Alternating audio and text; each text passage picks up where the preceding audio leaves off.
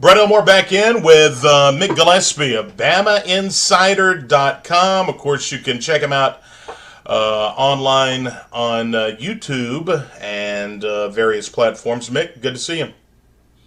Great to see you, Brett. First of all, let's talk about what you're doing now with Bama Insider and some of the things that you guys offer and the platform for people maybe new to it. Yeah, look, it's great. So much has changed since I was on the Crimson Tide Sports Network years ago, and it was, everything was kind of directed towards the radio platform. We're still on radio, just like you are. Still love, Sure. Being on radio, but we have a lot of stuff now that's done digitally, and it's the Bama Insider YouTube channel is a big part of that. So we'll do shows that are, our radio show, our Bama Insider Tailgate show, which is a radio show. We record it there before every Alabama game, and then that plays on the radio. But then we also have shows that are just geared for the digital audience, with no commercials. And we do Monday Night Quarterback, 6 o'clock every Monday during the season. Every Sunday night at 6 o'clock, do a call-in show where people from across the country call in and talk about Alabama football. We have Andrew Bone, who is a recruiting guru. I love the guy. And if you want to know anything about recruiting, we cover that like a blanket. So it's been a lot of fun kind of, for the year that I guess this two football seasons now that I've been with them covering Alabama and, and kind of having this national audience when we're on the YouTube channel and then the local audience when we're on radio. Well, Alabama football is not a regional thing anymore. It's actually a worldwide thing, Yeah. Yeah, it's funny you say that. I'll look online and it'll be like, a guy from the Philippines or a guy from Korea or a guy from Japan or, Australian Alabama fans. You're right. And there's so much success that the Crimson Tide have had. And look, I've always felt like Alabama was a national brand. I came up at the university, and I used to do radio on the old WTBC, which doesn't even really exist anymore. But that was kind of like for Alabama students was like the petri dish of learning how to do broadcasting. And I would come on there and do sports on Sunday nights. And when Dennis Franchione left for Texas A&M, we had a call-in show, a guy named Ryan Fowler and I'm sure somebody knows Ryan too. Oh, yeah, dude. Yeah. So we did this show together back then, and we were getting calls from all over the world. People were fired up. They were upset, and that was before this dynasty.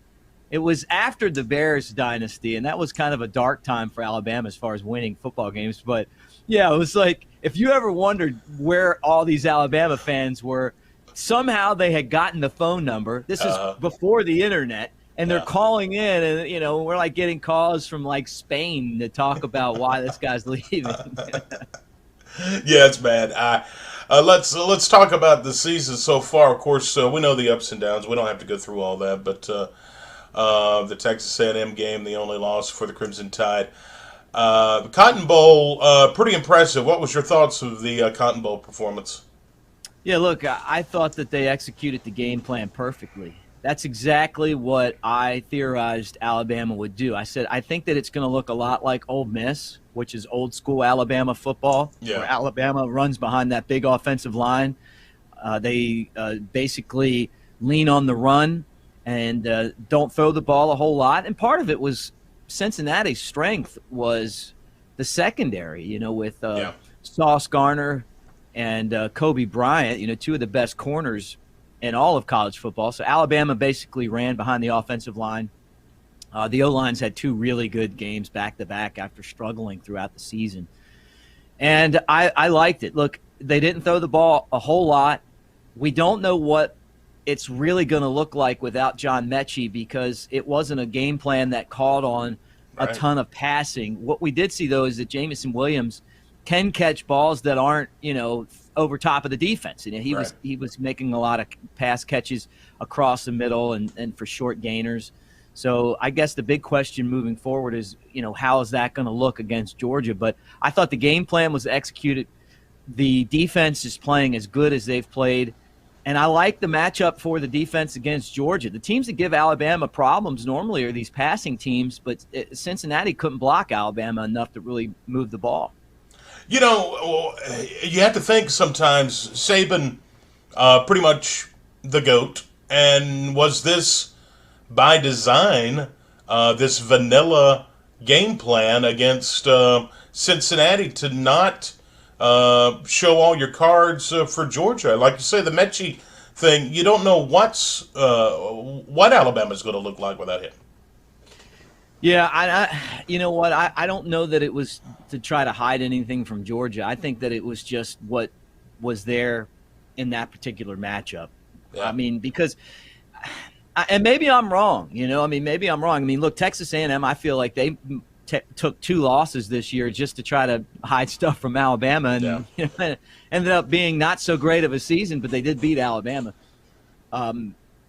I don't think it was that. I think that when they looked at the game plan, they looked at the film, they realized that these guys aren't going to be able to penetrate our line. They did. Look, they got some pressure on Alabama, but when Alabama ran the ball, the push up front was enormous.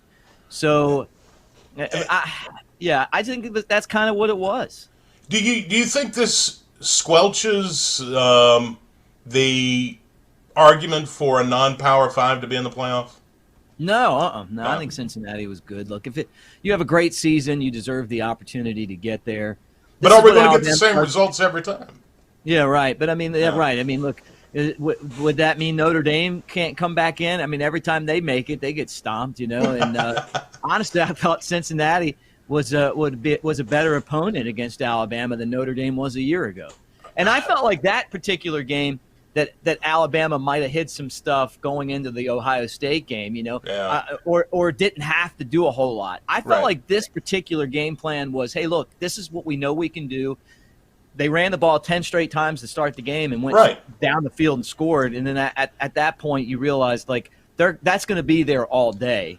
Maybe I shouldn't have said hide something from Georgia, but like you were talking about, when they came out and played smash mouth football to start with and drove the length of the field, it was like, hey, we can run right at these guys and have our way.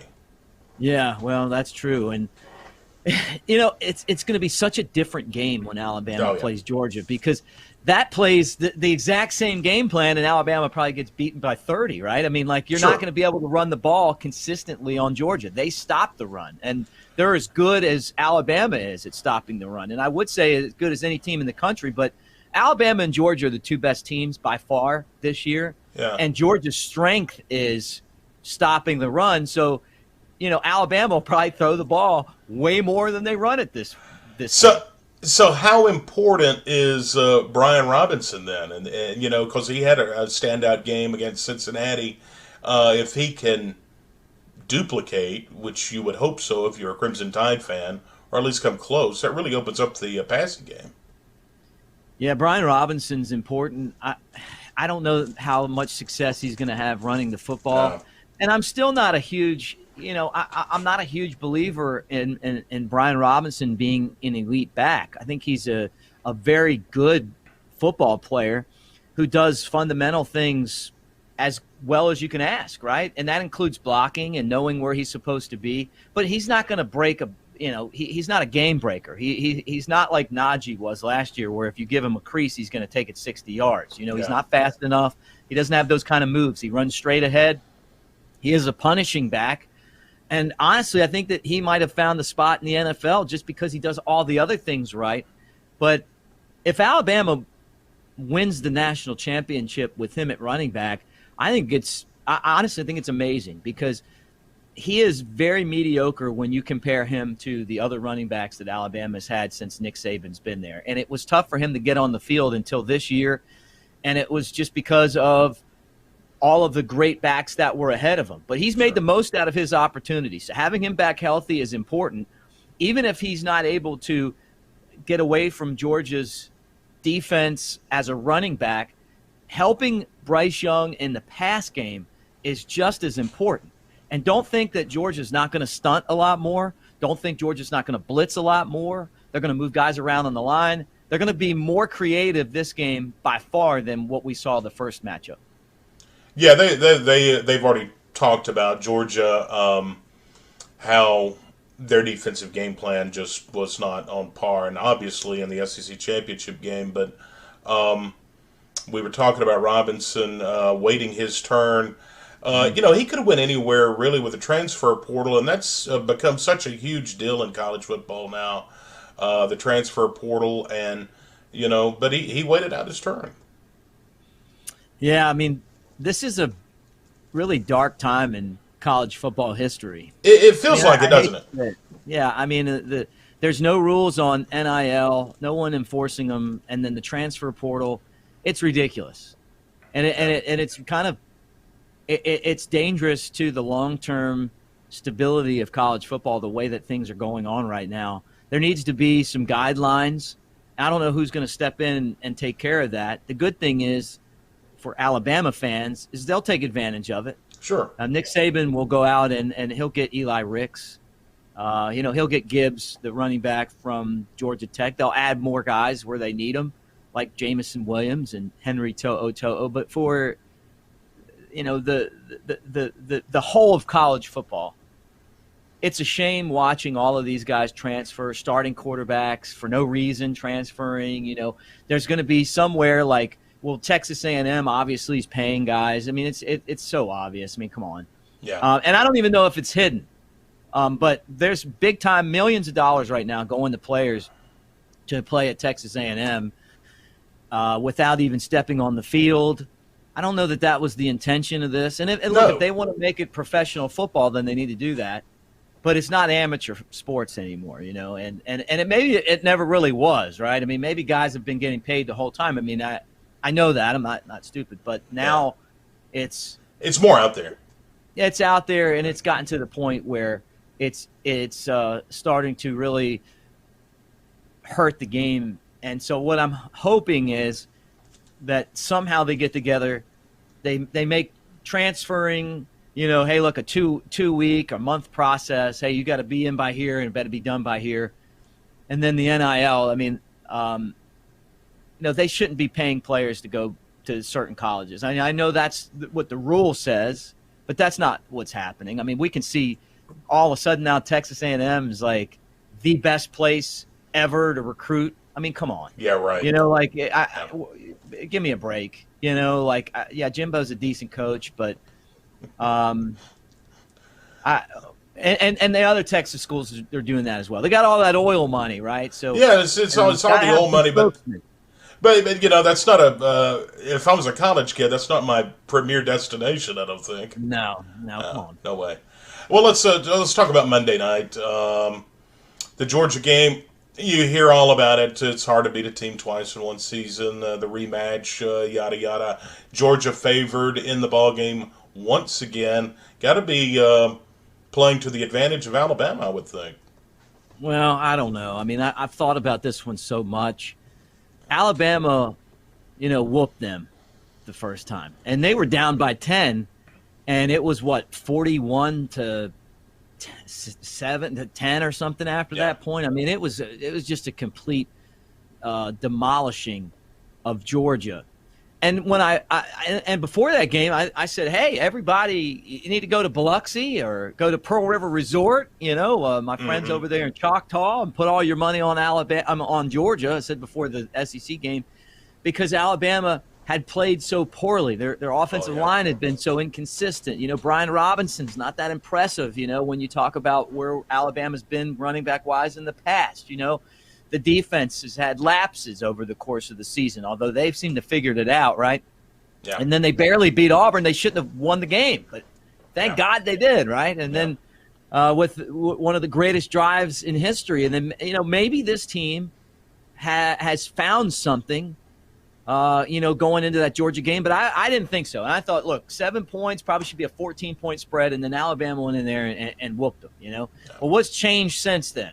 Alabama has a lot more confidence, and, Georgia took a big step back, and now, all their focus is on revenge against Alabama. And maybe that puts a lot more pressure on the Dogs. I mean, as someone said in the press conference, Nick Saban is Kirby Smart's bogeyman.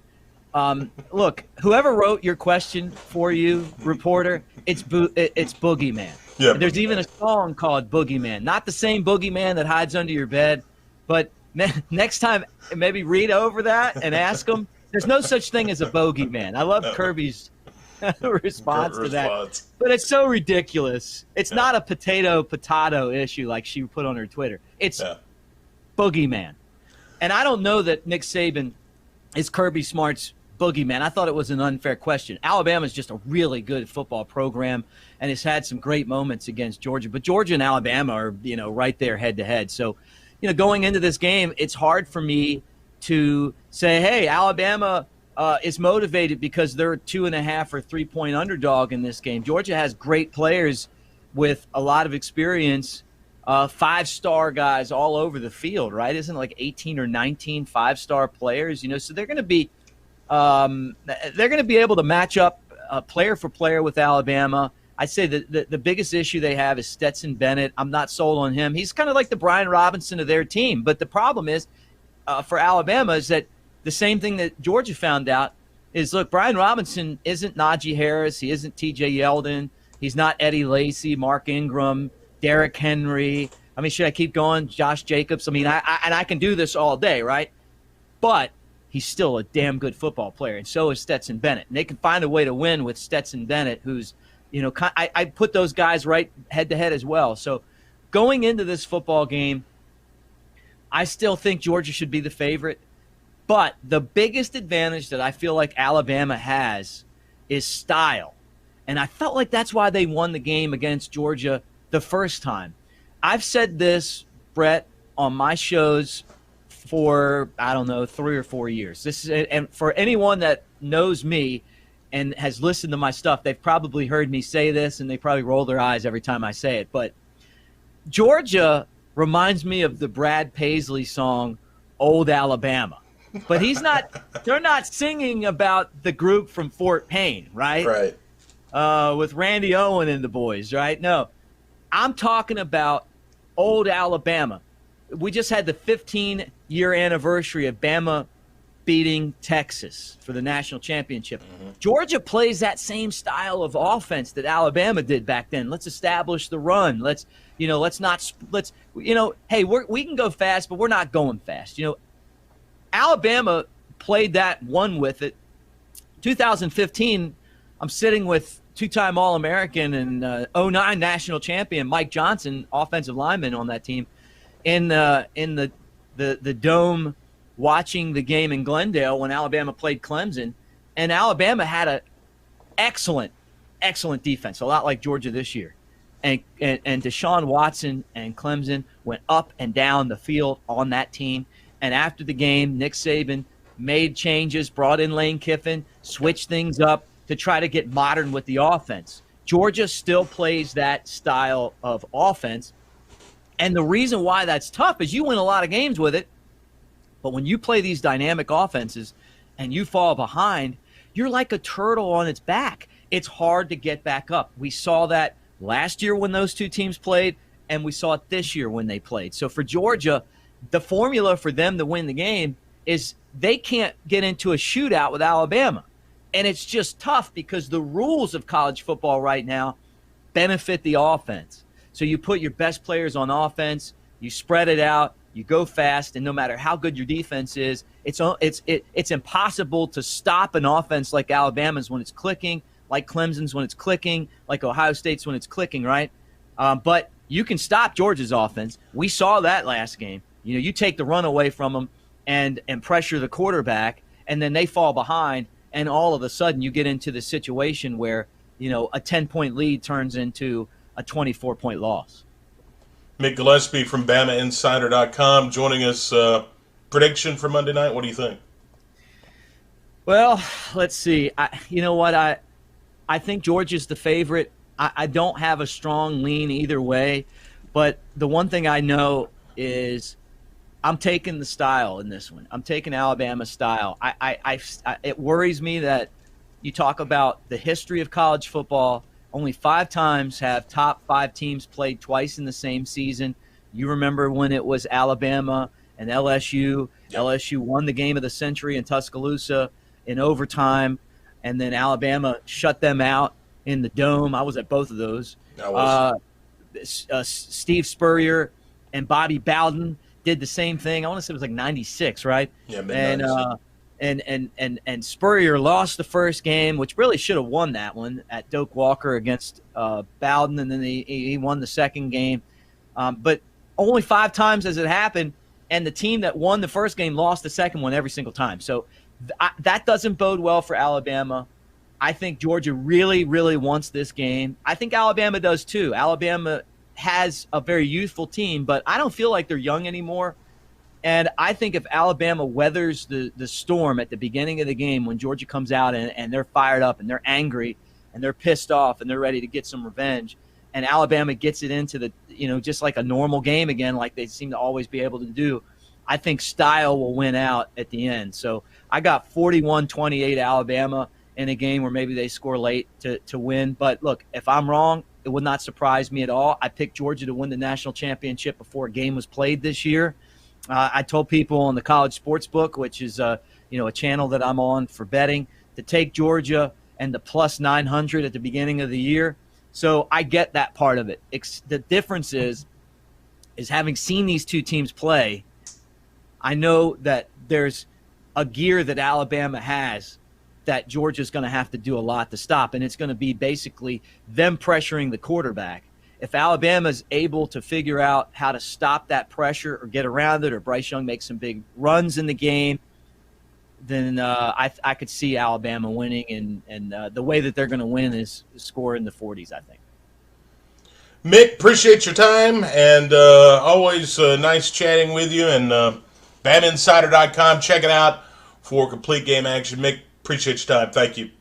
Hey, look, I got to say one thing. I got to give you a shout-out. I got to give Bull Corey a shout-out, my favorite show on radio, and you know this. I listen every Sunday to Bull Corey's Outlaw Country. You're on there. You guys do a great job, and everyone in Jasper. Oakman's been my Alabama adopted hometown since I was a student back in the 90s. So, have a great national championship game, and roll tide, everybody.